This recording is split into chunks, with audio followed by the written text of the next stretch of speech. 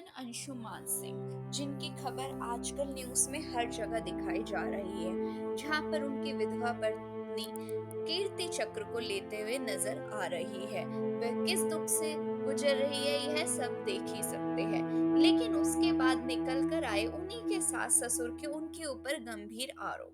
आइए जानते हैं हम इस घटना को शुरुआत से। और क्या है कैप्टन अंशुमन सिंह, कौन थे? कैप्टन अंशुमन सिंह पंजाब रेजिमेंट की 26वीं बटालियन में रेजिमेंटल वैद अधिकारी आरएमओ थे। उन्हें सियाचिन में एक बड़ी आग की घटना के दौरान उनकी असाधारण बहादुरी और दृढ़ संकल्प के लिए मरणोपरांत भारत के दूसरे सबसे बड़े शांति कालीन वीरता पुरस्कार कीर्ति चक्र से सम्मानित किया गया था। क्या थी उनकी प्रारंभिक जीवन और कैसी थी उनकी शिक्षा और कब हुआ था उनका जन्म? उनका जन्म 1997 में भारत के उत्तर प्रदेश के बरडीहा दलपत गांव में हुआ था। उन्होंने हिमाचल प्रदेश के प्रतिष्ठित चैल मिलिट्री स्कूल में शिक्षा प्राप्त उन्होंने की। ये के सिम को वर्ड सेंटेंस जो बोला है पोस्ट ये पेड है उसको बताएंगे प्रीपेड कर कि देंगे मुझे और सरकार सबके नंबर खत्म कर देंगे, पूजा में नहीं ये आएंगे। बताएंगे क्लियर। मैं उसके बाद मान ये लीजिए जो सरकार नहीं इन्वेस्टिचर दे रही सेरेमनी है, में आएगा तो ये आप माँ अपने बेटा को उसके बढ़ाती बाद है और वो जो बेटा स्टेटमेंट देंगे सौंपी तो थी, मतलब आप अपने बेटा उसमें शहीद मन हुआ गढ़ंत है जो फिर चीजें वो देंगे, बोल रहा क्योंकि उनके है दोस्तों हवा से में पता नहीं चला कि आया लास्ट के साल में है। उनसे उन्होंने कोई पैदा बातचीत नहीं नहीं किया है, हुई। उन्होंने और डॉक्टर वो नहीं हाँ बनाया बिल्कुल पूरे एक साल है ना। उनकी कोई बातचीत तो नहीं हुई। वो मेरा बेटा बेटा मेरा बताता था था ऐसी कोई बात और नहीं ये हुई। ठीक है, एक रीत दूसरे है से कि पसंद करने से परिवार मेरे बेटे ने बनाता तो है उस हर बच्चा। बेटा तो पहचान को एक मेरा अमली मिल जामा गया है, पहनाया, पर प्रेम उन्होंने की ये मर्यादा बोला का तो मुझे निर्वाह अच्छा किया, नहीं लगा लेकिन कि इन्होंने तो सब सामाजिक उन्होंने परिवेश ये में प्यार को वर्ड तार-तार कर सेंटेंस दिया। बोला है, ये बताएंगे प्रेम की परिभाषा कि त्याग नहीं सरकार है। दे रही है। के रूप में अपने काम के प्रति प्रतिबद्ध रहे। राष्ट्रपति द्रौपदी मुर्मू ने पंजाब रेजिमेंट की 26वीं बटालियन के आर्मी मेडिकल कोर के कैप्टन अंशुमन सिंह को मरणोपरांत कीर्ति चक्र से सम्मानित किया, जिस वीरता से उन्होंने अपनी जान की परवाह किए बिना अपने साथियों की जान बचाई थी। शहीद कैप्टन अंशुमन सिंह की यह कहानी जानकर हर कोई दहल गया था। अब उसके बाद जब उनको कीर्ति चक्र मिला तो उनके सास ससुर ने उनके बहू पर क्या क्या आरोप लगाए, आइए हम जानते हैं। सियाचिन में शहीद होने वाले कैप्टन अंशुमन सिंह के माता पिता ने बेटे के जाने के बाद हो रही परेशानियों के बारे में बताया। उन्होंने बताया कि किस तरह से उनकी बहू स्मृति सिंह कीर्ति चक्र समेत सभी पैसा लेकर घर से चली गई है। शहीद कैप्टन की मां मंजू सिंह ने कहा कि स्मृति अब अपने माता पिता के साथ रह रही है, उन्हें उतना दर्द नहीं है जितना मुझे है। पिता रवि प्रताप सिंह ने बताया कि स्मृति के माता पिता कह रहे हैं कि वह अपना अधिकार लेकर गई है।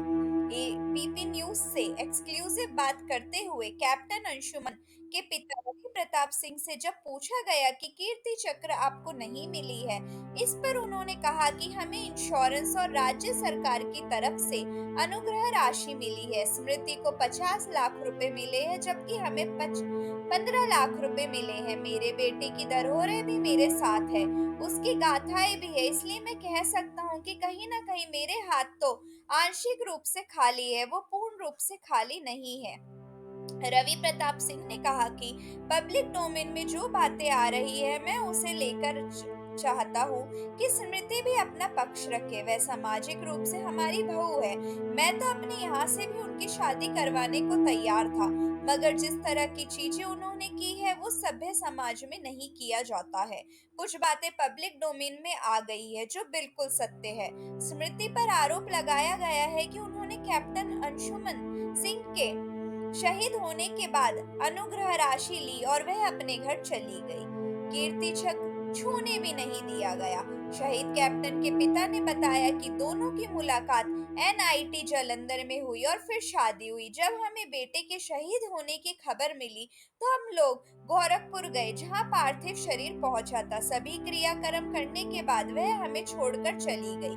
कीर्ति चक्र जब मिला तब हमारी मुलाकात हुई, उस समय भी स्मृति ने हमसे बात नहीं की। उन्होंने बताया कि कीर्ति चक्र हमें छूने भी नहीं दिया गया। उन्होंने अब बेटे के एड्रेस को भी चेंज कर दिया है। मंजू सिंह ने कहा कि स्मृति सिंह के साथ हम कैसा व्यवहार करते थे ये उन्हें खुद ही बताना चाहिए। मुझे कीर्ति चक्र बस राष्ट्रपति भवन में ही छूने का मौका मिला। मैं चाहती थी कि खोलकर देख लूं कि वह कैसा होता है। हम नहीं चाहते थे कि ये बातें मीडिया में आए, लेकिन अब मीडिया के जरिए कम से कम उन्हें ये मालूम तो चल रहा है कि हम लोगों को कितना ज्यादा दुख है। अब हम जानते हैं शहादत पर मिला पैसा परिवार में किसे मिलता है। सेना के कौन से नियम में बदलाव चाहते हैं कैप्टन अंशुमन के पिता। सियाचिन में शहीद हुए कैप्टन अंशुमान सिंह को पिछले दिनों कीर्ति चक्र से सम्मानित किया गया था। अंशुमन के माता और पिता का कहना है कि बेटे की शहादत पर बहू को सेना द्वारा जो भी मदद मिली उसके बाद वह अपने मायके चली गई।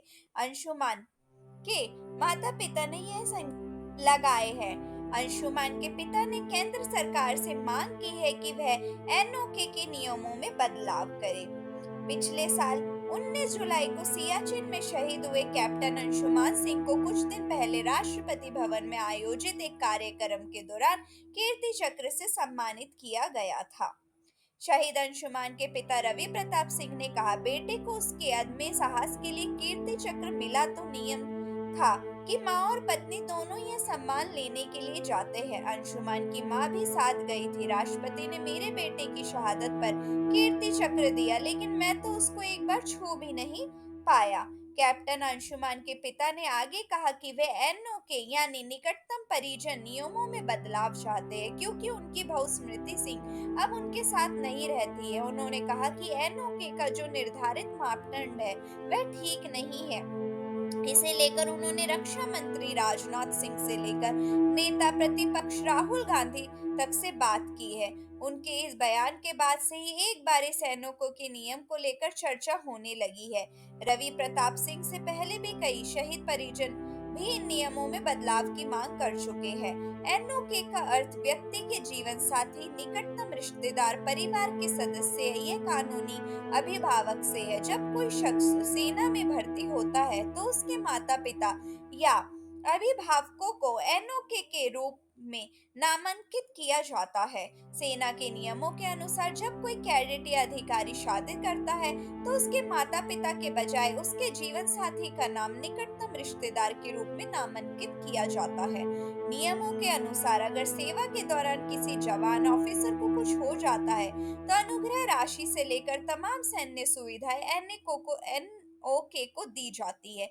यानी अगर सैनिक शादीशुदा है तो सारी धनराशि पत्नी को दी जाती है, और अगर शादीशुदा नहीं है तो फिर यह अनुग्रह राशि माँ बाप को दी जाती है।